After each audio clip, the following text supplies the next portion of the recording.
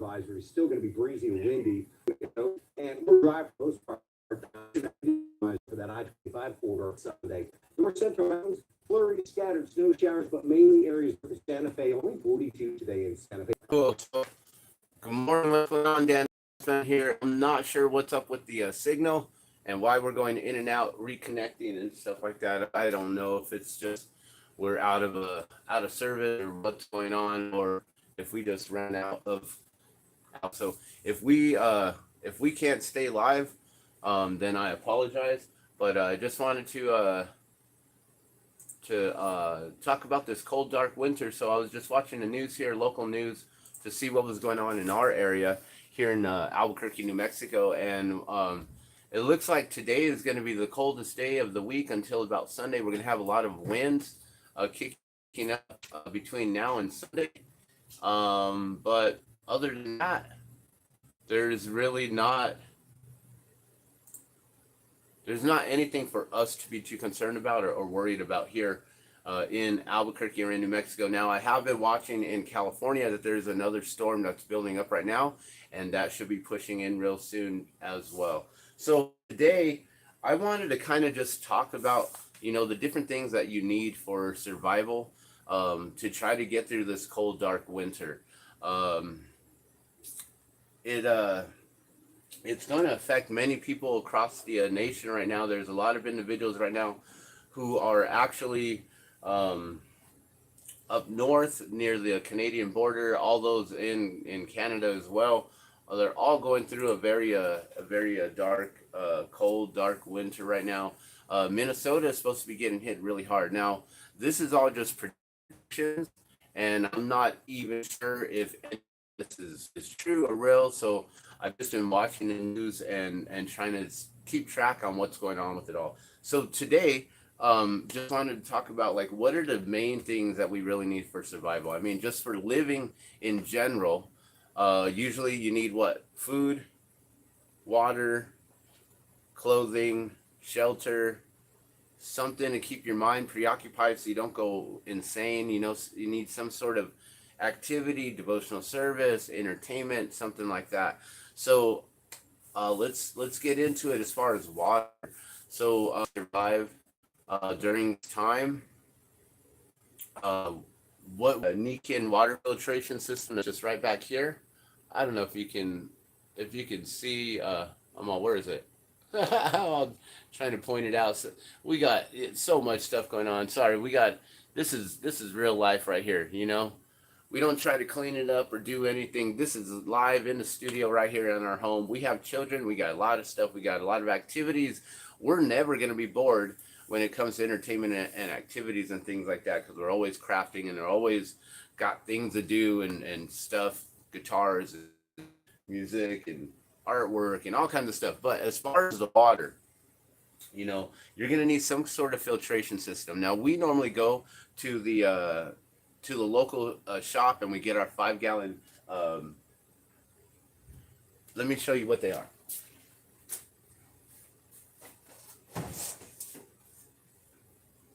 All right, and this one's full. All right, so this is what we get is our 5-gallon totes here, and these stack up really nice. That's the one thing I love about these is that they stack on top of each other, and we've got 2 of those. So we always have 10 gallons on hand, and I believe those actually hold 7 gallons.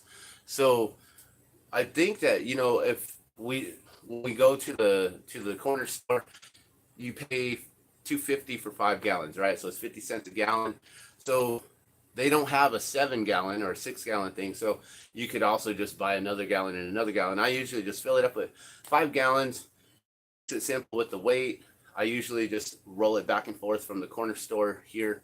So even if we don't have a vehicle, we can still figure out how to get water from there until power grid goes down. If we have no electricity, then I have a 55-gallon rain barrel collection system right outside the front here. And then another bucket on top of that. I had another bucket before. I need to get several more buckets so we can actually have some kind of a better. If I could get another 55-gallon and we could just actually have that overflow into there, then we would have 110 gallons on hand all the time, and we seem to get enough rain to have that thing always full. And then the bucket on top that's usually full, I use that for plants and stuff. We have never needed to use that rainwater for survival. Now, if we need from using these, I don't know chloromethane, bromoform, chlorine residual, and free and antimony, ANTIMONY. I don't know what that is. Aluminum, antimony, barium, cadmium, cobalt, chromium, copper, PCBs.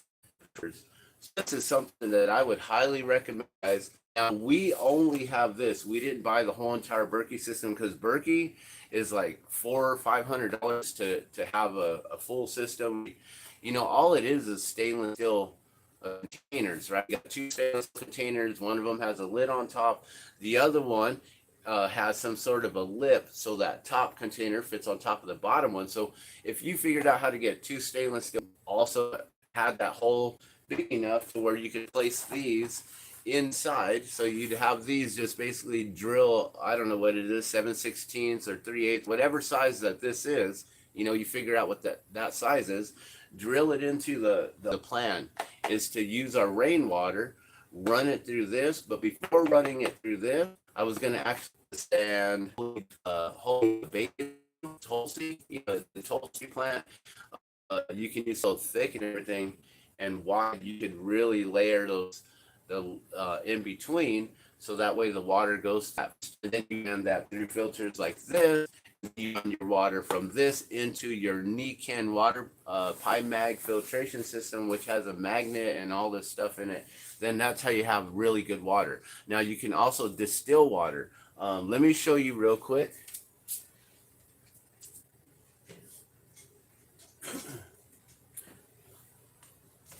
Oh, let me grab the lid.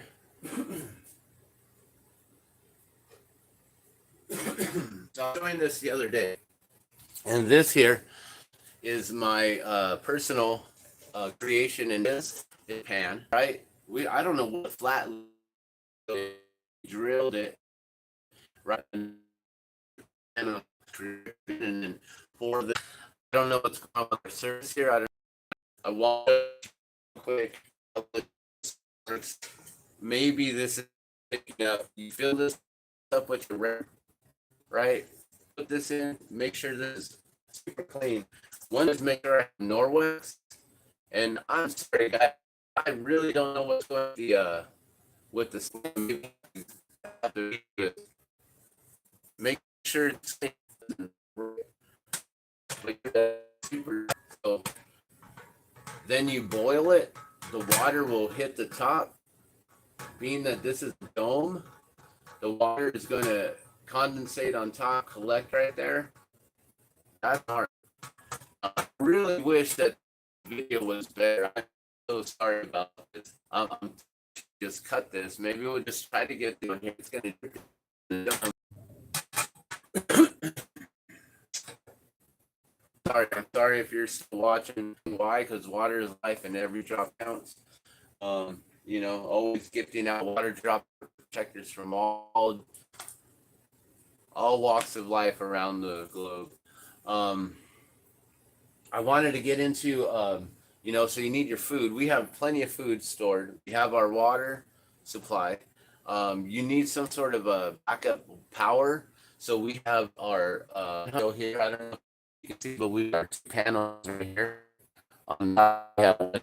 There's also one hidden just right above, right here, going across this whole place in front of those plants. So it still allows the sunlight to come in for our plants, but we're pretty much blocking off a lot of our window with that solar panel. I could possibly put another one directly across up here, but that would really, really limit our sunlight for the plants there.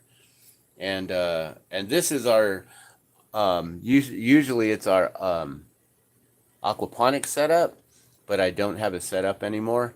And we'll be moving that eventually because it's getting too much algae from the sunlight. So I'm going to move it away to the corner over here, and that's going to be better.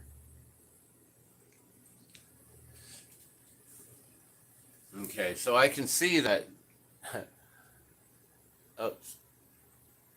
Yeah, we got a lot of plants. If anyone needs any spider plants locally, we got a ton of spider.